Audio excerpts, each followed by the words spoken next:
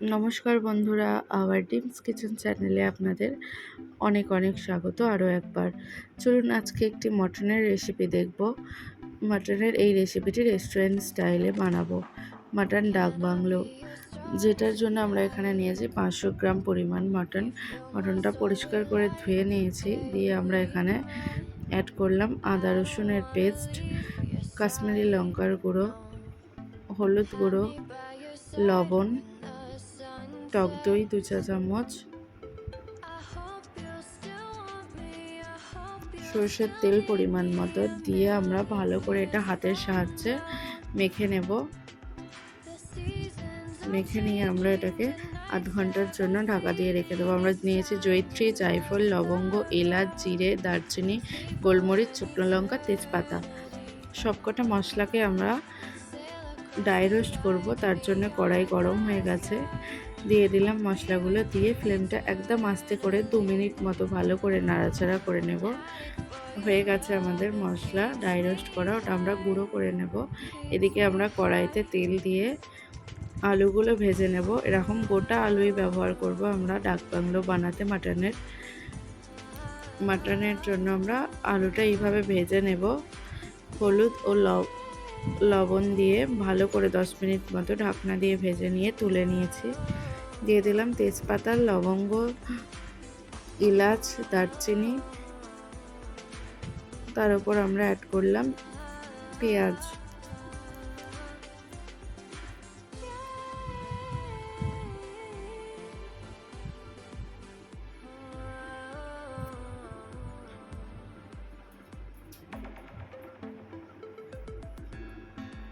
পেঁয়াজটা ভালো একটু নাড়াচাড়া করে নিয়ে অ্যাড করে দিয়েছি টমেটো। অ্যাড করার পরও আমরা মিডিয়াম ফ্লেমে রেখে আরও 5 মিনিট মতো ভেজে নিয়েছি। দিয়ে আমরা অ্যাড করে দিলাম ম্যারিনেশন করে রাখা মাটনটা।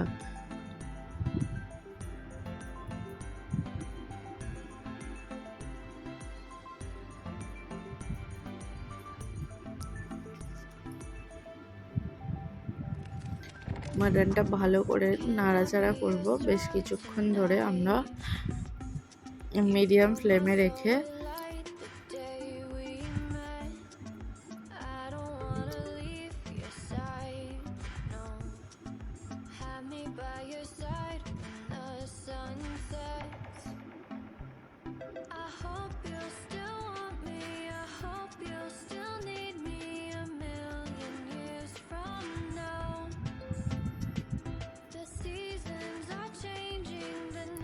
পাঁচ থেকে 10 মিনিট আমরা এইভাবেই নাড়াচাড়া করে নিয়ে ভালো করে কুকড হতে দিয়েছি। দিয়ে আমরা অ্যাড করলাম মশলা।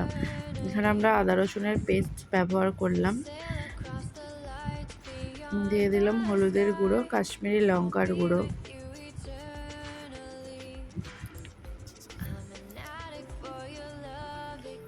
দিয়ে দেব ভেজে নেওয়া সেই মশলাটা, ভাজা মশলা যেটা আমরা বানিয়েছিলাম, জিরে, দারচিনি, লবঙ্গ, এলাচ, শুকনো লঙ্কা, তেজপাতা, যেটা আমরা ড্রাই রোস্ট করে মশলা বানিয়েছিলাম, ওই মশলাটাই এখানে আমরা অ্যাড করব। কোনো গরম মশলা ইউজ করব না।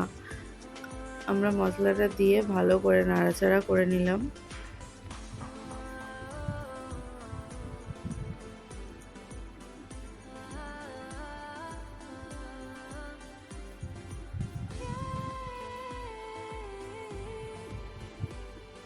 দেব সামান্য চিনি স্বাদ হওয়ার জন্য, রঙটা যাতে ভালো হয়।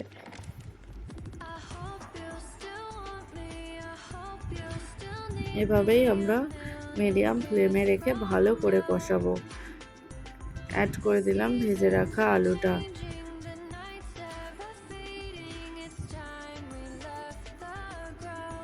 আলু অ্যাড করার পরেও আমরা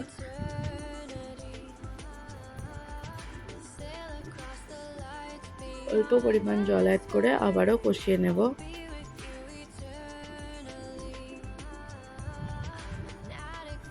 এভাবে যত কষানো হবে তত এর স্বাদটা ভালো আসবে। আবারও অল্প পরিমাণ জল দিয়ে আবারও একটু কষাবো।